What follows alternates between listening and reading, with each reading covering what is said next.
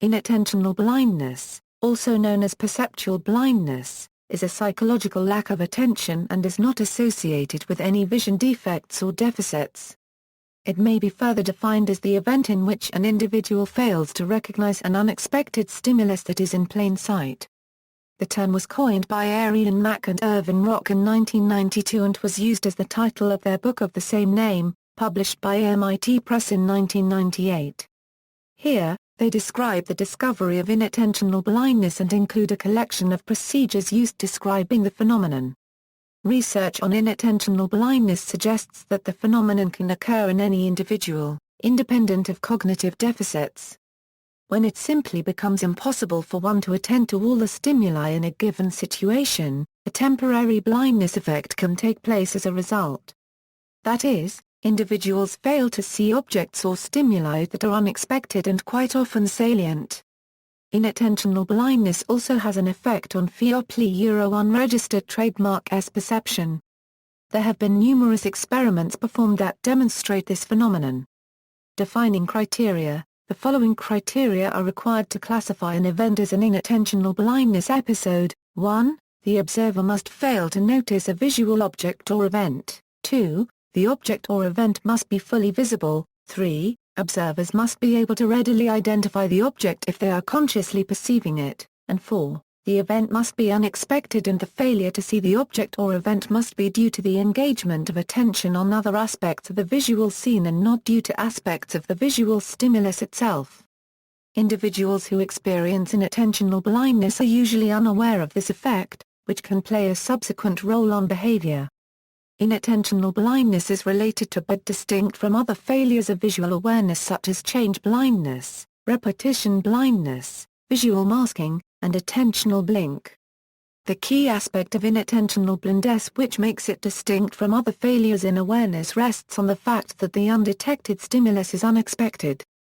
It is the unexpected nature of said stimulus that differentiates inattentional blindness from failures of awareness such as attentional failures like the aforementioned attentional blink. It is critical to acknowledge that occurrences of inattentional blindness are attributed to the failure to consciously attend to an item in the visual field as opposed to the absence of cognitive processing. Findings such as inattentional blindness, the failure to notice a fully visible but unexpected object because attention was engaged on another task, event, or object, has changed views on how the brain stores and integrates visual information, and has led to further questioning and investigation of the brain and importantly of cognitive processes. Cognitive capture cognitive capture or cognitive tunneling is an inattentional blindness phenomenon in which the observer is too focused on instrumentation, task at hand, internal thought, etc. and not on the present environment. For example, while driving, a driver focused on the speedometer and not on the road is suffering from cognitive capture. The cognition debate, early versus late selection of attention, one of the most foremost conflicts among researchers of inattentional blindness surrounds the processing of unattended stimuli. More specifically, there is disagreement in the literature about exactly how much processing of a visual scene is completed before selection dictates which stimuli will be consciously perceived, and which will not be. There exists two basic schools of thought on the issue: those who believe selection occurs early in the perceptual process, and those who believe it occurs only after significant processing. Early selection theorists propose that perception of stimuli is a limited process requiring selection to proceed. This suggests that the decision to attend to specific stimuli occurs early in processing, soon after the rudimentary study of physical features. Only those selected stimuli are then fully processed. On the other hand, proponents of late selection theories argue that perception is an unlimited operation, and all stimuli in a visual scene are processed simultaneously. In this case, selection of relevant information is done after full processing of all stimuli. While early research on the topic was heavily focused on early selection, research since the late 1970s has been shifted mainly to the late selection theories. This change resulted primarily from a shift in paradigms used to study inattentional blindness which revealed new aspects of the phenomenon. Today, late selection theories are generally accepted, and continue to be the focus of the majority of research concerning inattentional blindness. Evidence for late selection equals, a significant body of research has been gathered in support of late selection in the perception of visual stimuli. One of the popular ways of investigating late selection is to assess the priming properties of unattended stimuli. Often used to demonstrate such effects is the STEM completion task. While there exist a few variations, these studies generally consist of showing participants the first few letters of words, and asking them to complete the string of letters to form an English word. It has been demonstrated that observers are significantly more likely to complete word fragments with the unattended stimuli presented in a trial than with another similar word. This effect holds when stimuli are not words, but instead objects. When photos of objects are shown too quickly for participants to identify, subsequent presentation of those items led to significantly faster identification in comparison to novel objects. A notable study by Mack and Rock has also revealed that showing a word stimulus differing from the participant's name by one letter did not generally call conscious attention. By simply changing a character, transforming the presented word into the observer's first name, the now highly meaningful stimulus is significantly more likely to be attended to. This suggests that the stimuli are being extensively processed, at least enough to analyze their meaning. These results point to the fact that attentional selection may be determined late in processing. The evidence outlined above suggests that even when stimuli are not processed to the level of conscious attention, they are nonetheless perceptually and cognitively processed, and can indeed exert effects on subsequent behavior.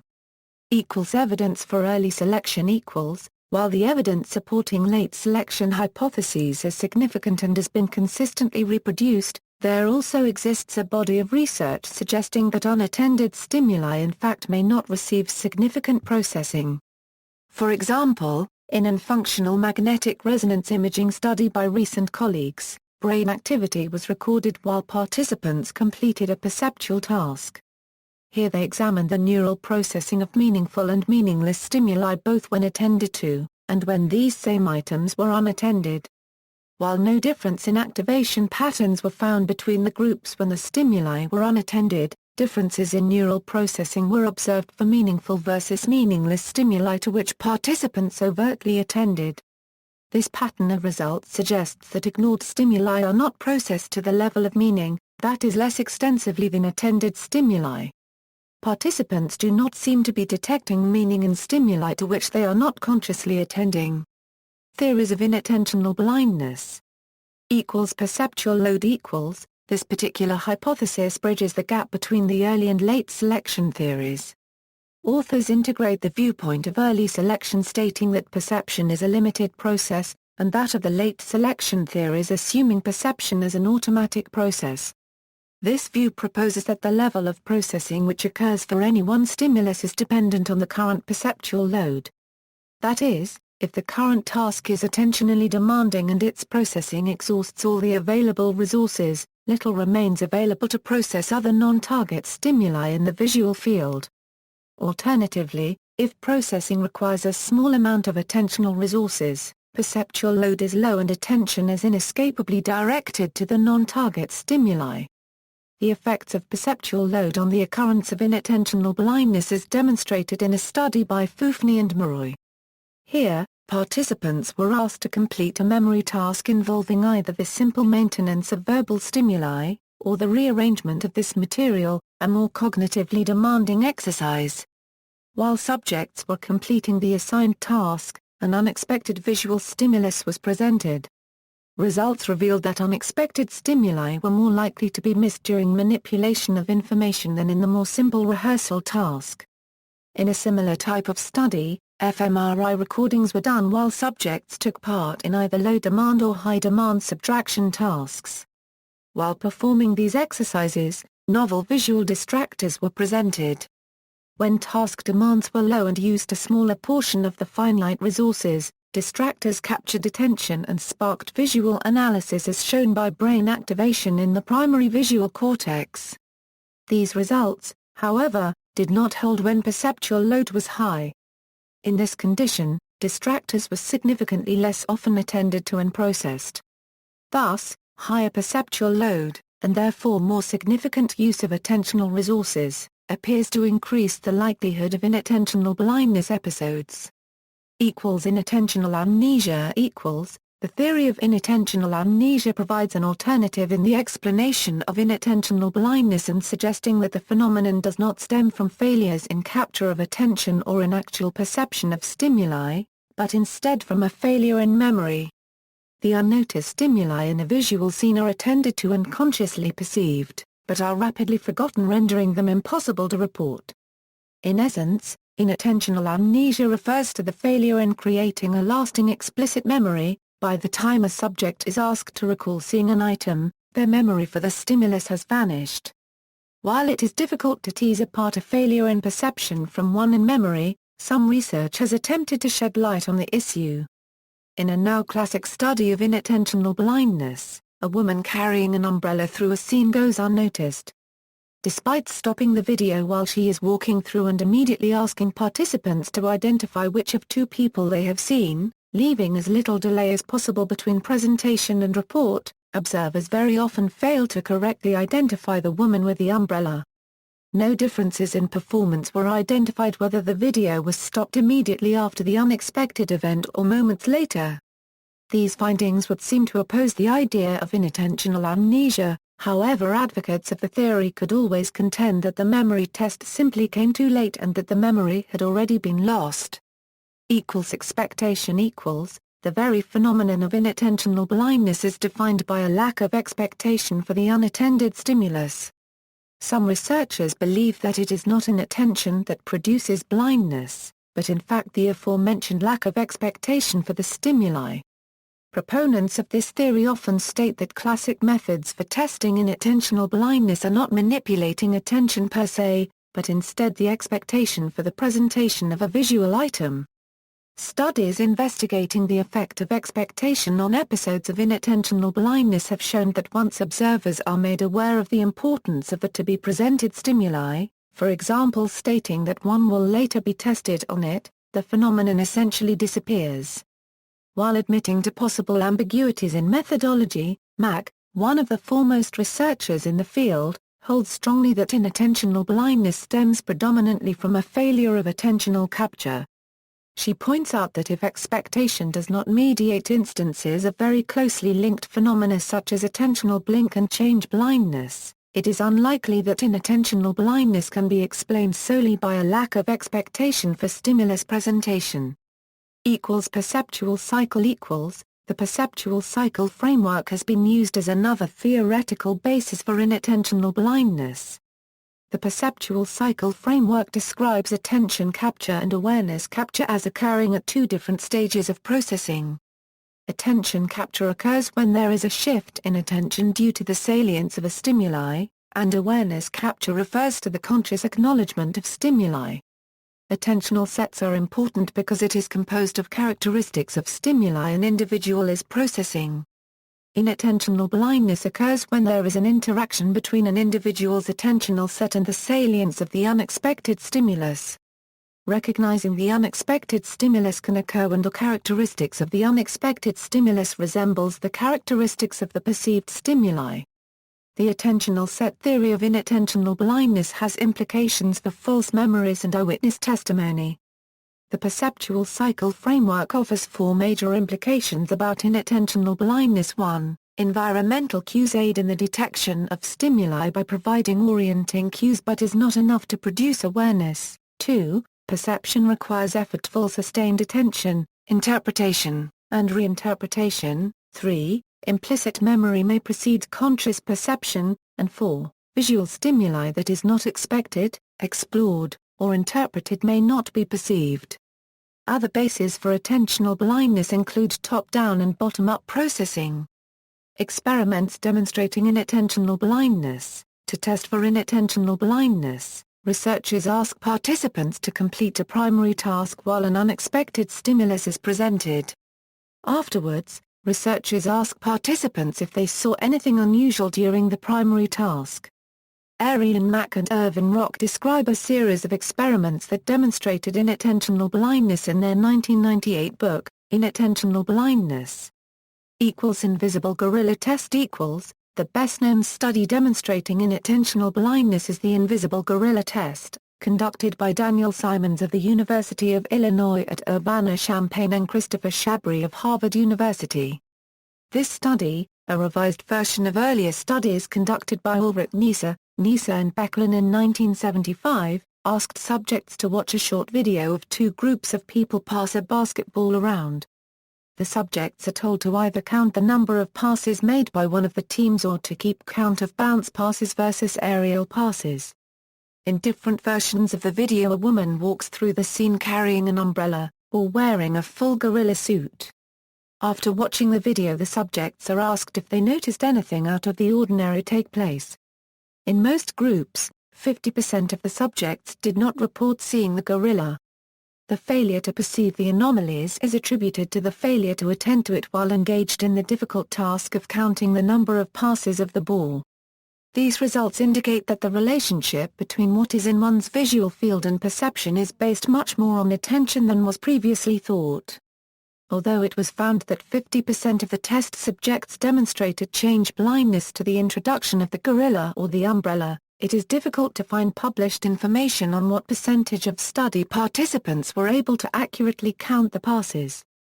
The basic Simons and Shabry study was reused on British television as a public safety advert designed to point out the potential dangers to cyclists caused by inattentional blindness in motorists. In the advert, the gorilla is replaced by a moonwalking bear. Perception and inattentional blindness, a real-world experiment equals. In 1995, Officer Kenny Conley was chasing a shooting suspect. An undercover officer was in the same vicinity and was mistakenly taken down by other officers while Conley ran by and failed to notice. A jury later convicted Officer Conley of perjury and obstruction of justice, believing he had seen the fight and lied about it to protect fellow officers, yet he stood by his word that he had, in fact, not seen it. Christopher Shabry, Adam Weinberger, Matthew Fontaine and Daniel J. Simons took it upon themselves to see if this scenario was possible. They designed an experiment in which participants were asked to run about 30 feet behind an experimenter, and count how many times he touched his head. A fight was staged to appear about 8 meters off the path, and was visible for approximately 15 seconds. The procedure in its entirety lasted about 2 minutes and 45 seconds. And participants were then asked to report the number of times they had seen the experimenter touch his head with either hand, both hands, or were not instructed to count at all. After the run, participants were asked 3 questions: 1, if they had noticed the fight; 2, if they had noticed a juggler; and 3, if they had noticed someone dribbling a basketball. Questions 2 and 3 were control questions, and no one falsely reported these as true. Participants were significantly more likely to notice the fight when the experiment was done during the day as opposed to in the dark. Additionally, sightings of the fight were most likely to be reported in a low-load condition than in either the medium-load or high-load conditions. These results exemplify a real-world occurrence of inattentional blindness, and provide evidence that Officer Conley could indeed have missed the fight because his attention was focused elsewhere.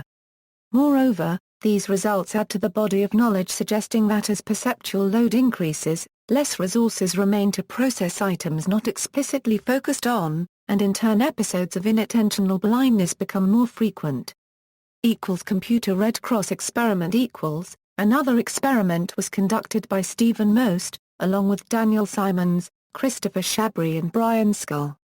Instead of a basketball game, they used stimuli presented by computer displays. In this experiment, objects moved randomly on a computer screen. Participants were instructed to attend to the black objects and ignore the white, or vice versa. After several trials, a red cross unexpectedly appeared and traveled across the display, remaining on the computer screen for 5 seconds. The results of the experiment showed that even though the cross was distinctive from the black and white objects both in color and shape, about a third of participants missed it. They had found that people may be attentionally tuned to certain perceptual dimensions, such as brightness or shape. Inattentional blindness is most likely to occur if the unexpected stimuli presented resembles the environment.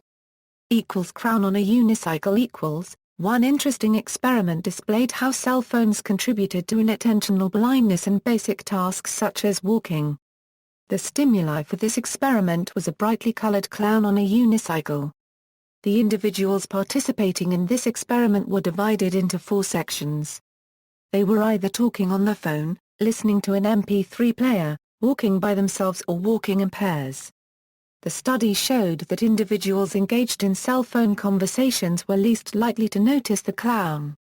This experiment was designed by Ira E. Hyman, S. Matthew Boss, Brianne M. Wise, Kira E. McKenzie and Jenna M. Caggiano at Western Washington University. Blindness despite fixation equals. Daniel Memmott conducted an experiment which suggests that an individual can look directly at an object and still not perceive it. This experiment was based on the invisible gorilla experiment. The participants were children with an average age of 7.7 years. Participants watched a short video of a 6-player basketball game. The participants were instructed to watch only the players wearing black shirts and to count the number of times the team passed the ball. During the video, a person in a gorilla suit walks through the scene. The film was projected onto a large screen and the participants sat in a chair 6 meters from the screen. The eye movement and fixations of the participants were recorded during the video and afterward the participants answered a series of questions. Only 40% of the participants reported seeing the gorilla, leaving 60% who did not report seeing the gorilla. There was no significant difference in accuracy of the counting between the 2 groups. Analyzing the eye movement and fixation data showed no significant difference in the time spent looking at the players between the 2 groups. However, the 60% of participants who did not report seeing the gorilla spent an average of 25 frames fixated on the gorilla, despite not perceiving it. A more common example of the above is illustrated in the game of 3-card Monte. Effects of expertise equals. Another experiment conducted by Daniel Memmott tested the effects of different levels of expertise can have on inattentional blindness. The participants in this experiment included 6 different groups: adult basketball experts with an average of 12 years of experience, junior basketball experts with an average of 5 years, children who had practiced the game for an average of 2 years, and novice counterparts for each age group. In this experiment the participants watched the invisible gorilla experiment video. The participants were instructed to watch only the players wearing white and to count the number of times the team passed the ball. The results of the experiment showed that experts did not count the number of passes more accurately than novices but did show that adult subjects were more accurate than the junior and children subjects. A much higher percentage of experts noticed the gorilla compared to novices and even the practiced children. 62% of the adult experts and 60% of the junior experts noticed the gorilla, suggesting that the difference between 5 and 12 years of experience has minimal effect on inattentional blindness. However, only 38% of the adult, 35% of the junior, and none of the children novices noticed the gorilla. Only 18% of the children with 2 years of practice noticed. This suggests that both age and experience can have a significant effect on inattentional blindness. Limitations of perception or memory? Arien, Mack and Irvin unregistered trademark S concluded in 1998 that no conscious perception can occur without attention. Evidence through research on inattentional blindness contemplates that it may be possible that inattentional blindness reflects a problem with memory rather than with perception. It is argued that at least some instances of inattentional blindness are better characterized as memory failures than perceptual failures. The extent to which unattended stimuli fail to engage perceptual processing is an empirical question that the combination of inattentional blindness and other various measures of processing can be used to address. The theory behind inattentional blindness research suggests that we consciously experience only those objects and events to which we directly attend. That means that the vast majority of information in our field of vision goes unnoticed. Thus, if we miss the target stimulus in an experiment, but are later told about the existence of the stimulus, this sufficient awareness allows participants to report and recall the stimulus now that attention has been allocated to it. Mack and Rock, and their colleagues discovered a striking array of visual events to which people are inattentionally blind. However, the debate arises whether this inattentional blindness was due to memory or perceptual processing limitations. Mack and Rock note that explanations for inattentional blindness can reflect a basic failure of perceptual processes to be engaged by unattended stimuli, or that it may reflect a failure of memorial processes to encode information about unattended stimuli. It is important to note that the memory failure does not have to do with forgetting something that has been encoded by losing access to the memory of the stimulus from time of presentation to time of retrieval, rather that the failure is attributed to information not being encoded when the stimulus was present. It seems that inattentional blindness can be explained by both memory and perceptual failures because in experimental research participants may fail to report what was on display due to failures in encoded information or a failure in perceptually processed information. Neuropsychological analogies. There are similarities in the types of unconscious processing apparent in inattentional blindness and in neuropsychological syndromes such as visual neglect and extinction. The analogy between these phenomena unregistered trademark S seems to generate more questions as well as answers.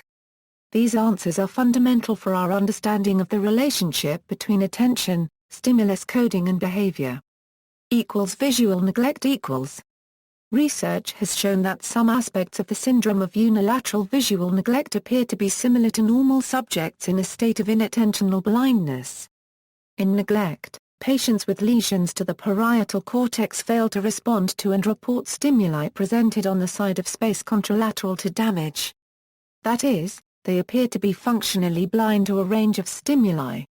Since such lesions do not result in any sensory deficits, shortcomings have been explained in terms of a lack of attentional processing, for which the parietal cortex plays a large role. These phenomena draw strong parallels to one another, as in both cases stimuli are perceptible but unreported when unattended. Extinction equals. In the phenomenon of extinction, patients can report the presence of a single stimulus presented on the affected side, but then fail to detect it when a second stimulus is presented simultaneously on the good side. Here the stimulus on the affected side seems to lose under conditions of attentional competition from stimuli in the ipsilesional field. The consequence of this competition is that the extinguished items may not be detected. Similar to studies of inattentional blindness, there is evidence of processing taking place in the neglected field. For example, there can be semantic priming from a stimulus presented in the neglected field, which affects responses to stimuli subsequently presented on the unimpaired side. Apparently in both neglect and inattentional blindness, there is some level processing of stimuli even when they are unattended.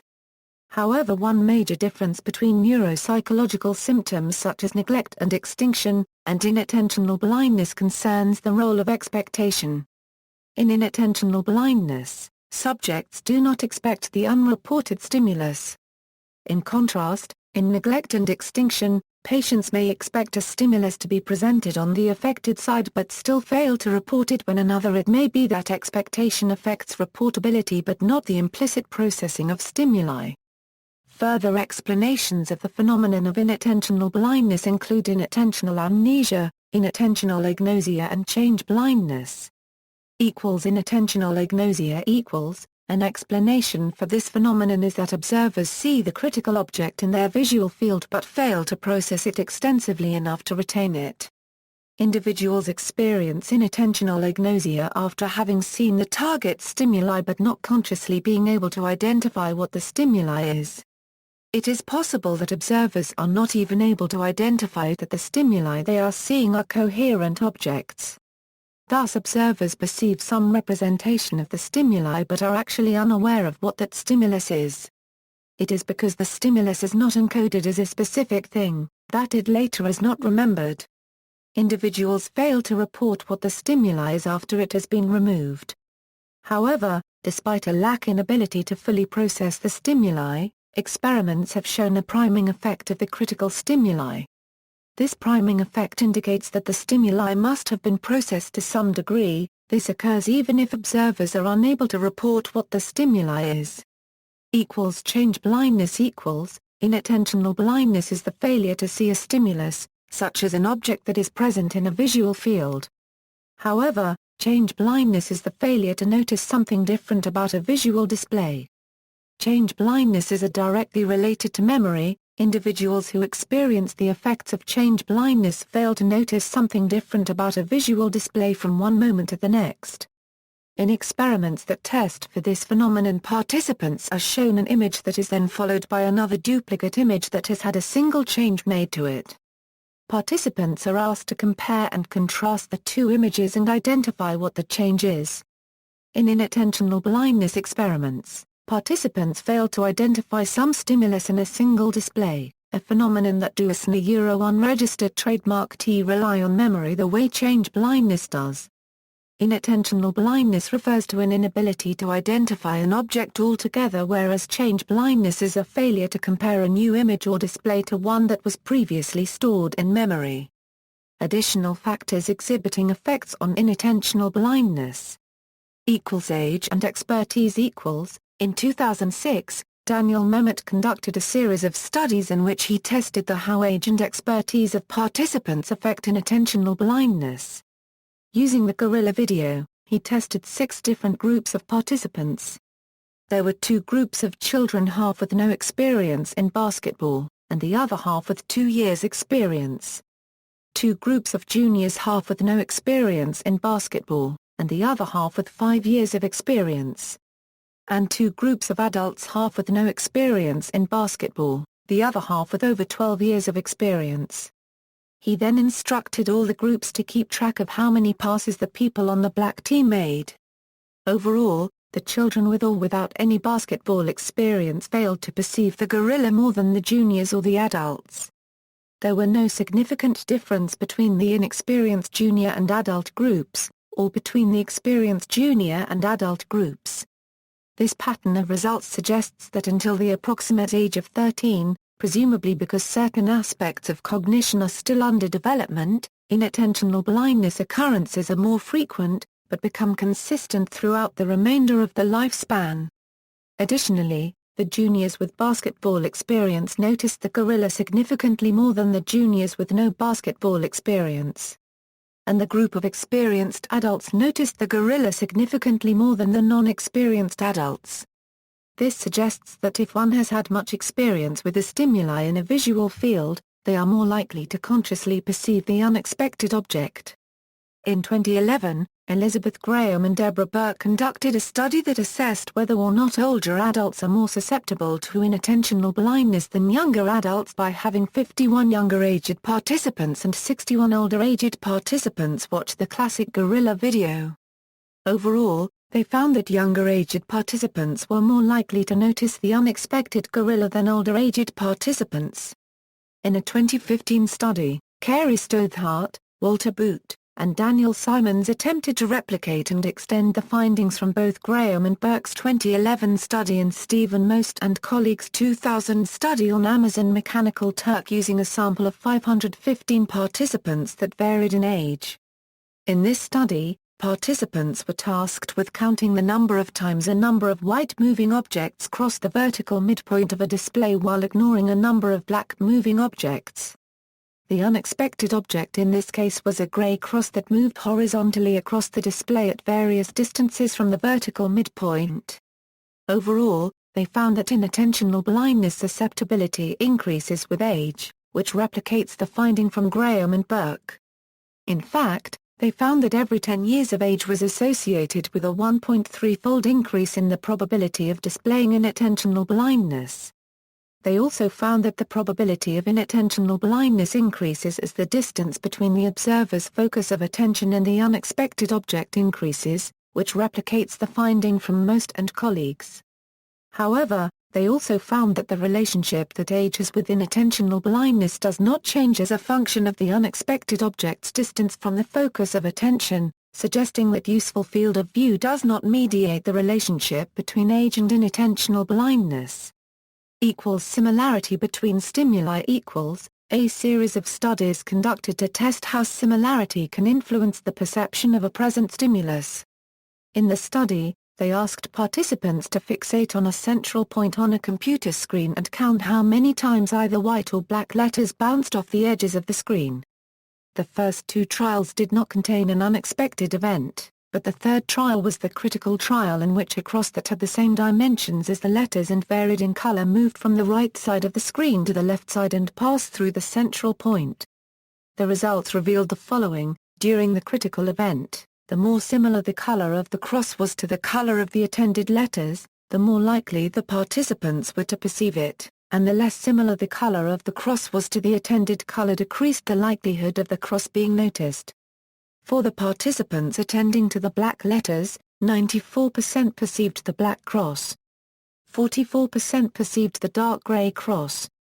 12% perceived the light gray cross, and only 6% perceived the white cross. Similarly, if the participant was attending to the white letters, they were more likely to notice the cross it was white than if it was light gray, dark gray, or black.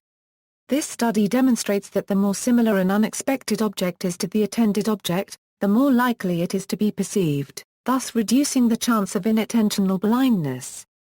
Possible causes: the research that has been done on inattentional blindness suggests that there are 4 possible causes for this phenomenon. These include conspicuity, mental workload, expectations, and capacity. Conspicuity Conspicuity refers to an object's ability to catch a person's attention. When something is conspicuous, it is easily visible. There are 2 factors which determine conspicuity: sensory conspicuity and cognitive conspicuity. Sensory conspicuity factors are the physical properties an object has. If an item has bright colors, flashing lights, high contrast with environment, or other attention-grabbing physical properties, it can attract a persona unregistered trademark's attention much easier. For example, people tend to notice objects that are bright colors or crazy patterns before they notice other objects. Cognitive conspicuity factors pertain to objects that are familiar to someone. People tend to notice objects faster if they have some meaning to their lives. For example, when a person hears his/her name, their attention is drawn to the person who said it. The cocktail party effect describes the cognitive conspicuity factor as well. When an object is unregistered trademark T conspicuous, it is easier to be inattentionally blind to it. People tend to notice items if they capture their attention in some way. If the object is unregistered trademark T visually prominent or relevant, there is a higher chance that a person will miss it. Mental workload and working memory mental workload is a person's cognitive resources. The amount of a person's workload can interfere with processing of other stimuli. When a person focuses a lot of attention on one stimulus, he/she focuses less attention on other stimuli. For example, talking on the phone while driving the attention is mostly focused on the phone conversation, so there is less attention focused on driving. The mental workload could be anything from thinking about tasks that need to be done to tending to a baby in the back seat. When people have most of their attention focused on one thing, they are more vulnerable to inattentional blindness. However, the opposite is true as well. When a person has a very small mental workload he/she is doing an everyday task the task becomes automatic. Automatic processing can lessen one's mental workload, which can lead to a person to missing the unexpected stimuli. Working memory also has an effect on inattentional blindness. Those that experience inattentional blindness are more likely to have a lower working memory capacity. Working memory also contributes to inattentional blindness. Cognitive psychologists have examined the relationship between working memory and inattention, but evidence is inconclusive. For example, some researchers state that individuals that have more space in their working memory and those with stronger working memory are less likely to be susceptible to inattentional blindness. Other researchers state that working memory does not influence inattentional blindness because working memory does not influence all attentional processes. For example, research conducted by Bredemeyer and Simons, participants were given working memory tasks and a sustained attention task. The first working memory task required participants to indicate whether a combination of letters matched a previous combination of letters that appeared earlier on a computer screen. The second working memory task required participants to determine if a target letter was in the same position as previous letters. For the sustained attention task, participants were asked to count how many times a white square touched the edges of a computer screen. Once the tasks were completed, researchers asked participants if they noticed anything else besides the white squares during the sustained attention task. During the sustained attention task, a gray cross moved around the screen during some of the trails. Results indicated that 70% of participants did notice the gray cross moving on the computer screen, suggesting working memory does not have an influence on susceptibility to inattentional blindness. On the other hand, a follow-up study to the Bradymizer and Simons was conducted to further explore the impact of working memory using another working memory task. For this study, participants were asked to complete a math problem, and a letter was presented after each problem. After completing the math problems, participants were asked to recall the series of letters in sequential order. This task served as a working memory measure. The same sustained attention task was completed after the working memory task. Using this method, only 27% of participants noticed the gray square. Researchers concluded that working memory does influence one's experience of attentional blindness, but not an individual's ability to handle the task demands. These two studies demonstrate the inconsistencies in the relationship between working memory and inattentional blindness. Expectation equals, when a person expects certain things to happen, he/she tends to block out other possibilities. This can lead to inattentional blindness. For example, person X is looking for their friend at a concert, and that person knows their friend was wearing a yellow jacket. In order to find person Y, person X looks around for people wearing yellow. It is easier to pick a color out of the crowd than a person. However, if person Y took off the jacket, there is a chance person X could walk right past person Y and not notice because he/she was looking for the yellow jacket. Because of expectations, experts are more prone to inattentional blindness than beginners. An expert knows what to expect when certain situations arise. Therefore, that expert will know what to look for. This could cause that person to miss out on other important details that he/she may not have been looking for. Capacity equals, attentional capacity, or neurological salience, is a measure of how much attention must be focused to complete a task. For example, an expert pianist can play a piano without thinking much, but a beginner would have to consciously think of every note they hit. This capacity can be lessened by drugs, alcohol, fatigue, and age. With a small capacity, it is more possible to miss things. Therefore, if a person is drunk, he/she will probably miss more than a sober person would. If your attentional capacity is large, you are less likely to experience inattentional blindness. Benefits. William James addressed the benefits of attention by saying, "Only those items which I notice shape my mind without selective interest, experience is utter chaos." Humans have a limited mental capacity that is incapable of attending to all the sights, sounds and other inputs that rush the senses every moment. Inattentional blindness is beneficial in the sense that it is a mechanism that has evolved with attention to help filter out irrelevant input, allowing only important information to reach consciousness. Several researchers, notably James J. Gibson, have argued that, even before the retina, perception begins in the ecology, which has turned perceptual processes into informational relationships in the environment through evolution. This allows humans to focus our limited mental resources more efficiently in our environment. For example, New al. maintain that survival required monitoring animals, both human and non-human, to become part of the evolutionary adaptiveness of the human species.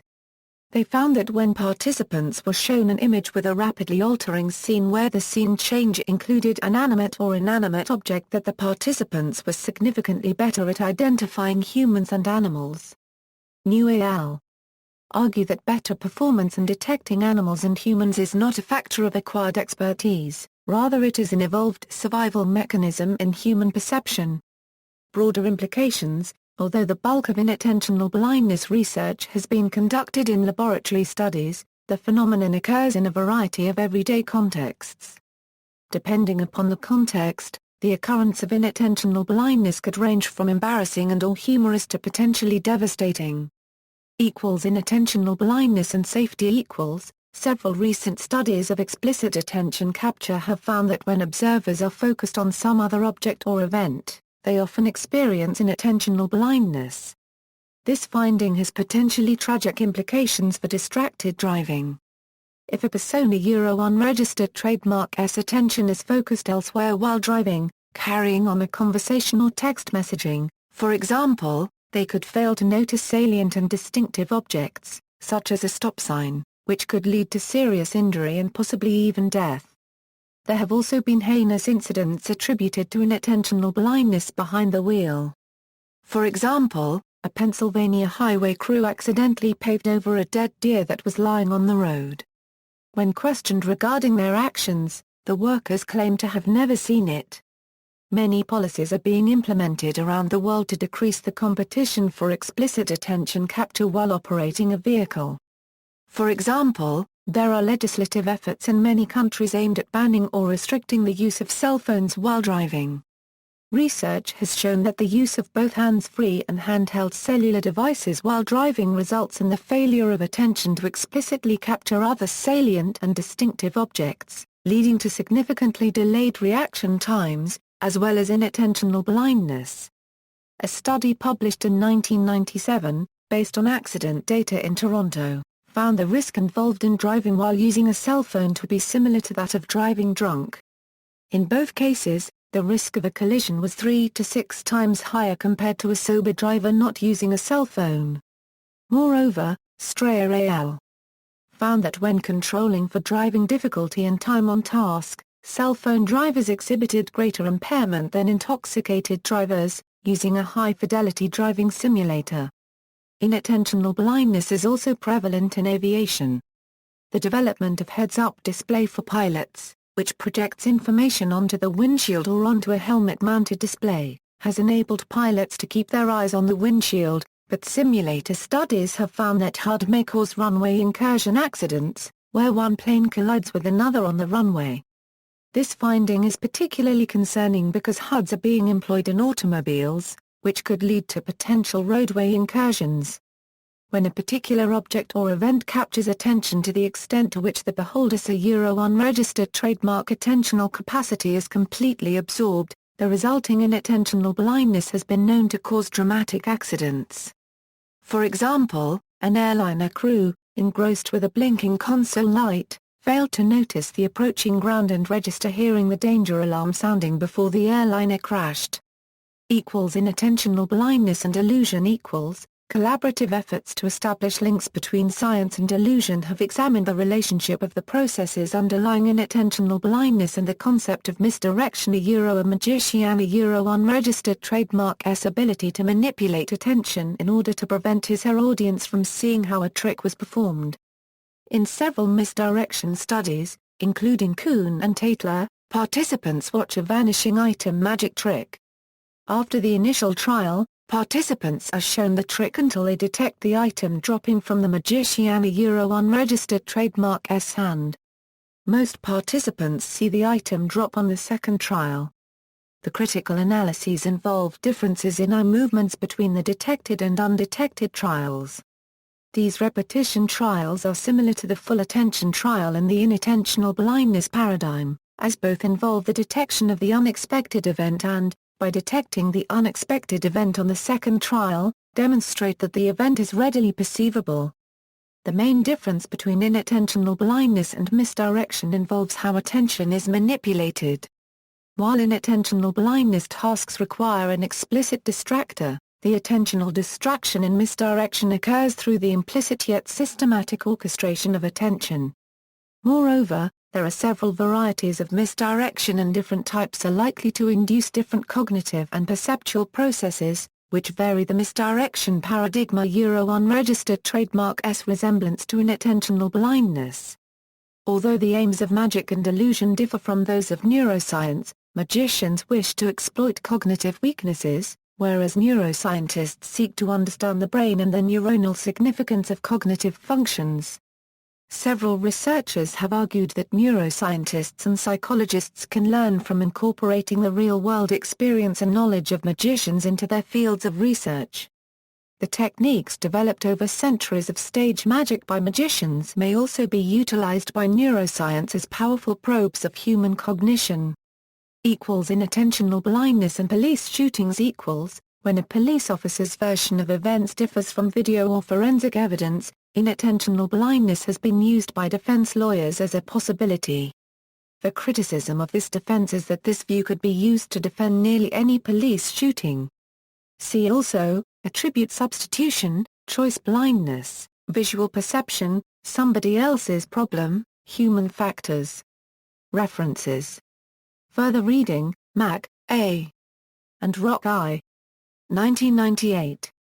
Inattentional blindness. MIT Press, Chun, Marvin M. Roy, Rena. Copyright. The Dark Side of Visual Attention. Current Opinion in Neurobiology 12, 184 Euro 189 doi, 10.1016 per second 0959-4388, 02, 00309-4. PMID 12015235. William Sailton. The Mind BlackBerry Problem, Hey, You. Cell Phone Zombie. Get Off the Road. Slate.com. Retrieved March 26, 2009.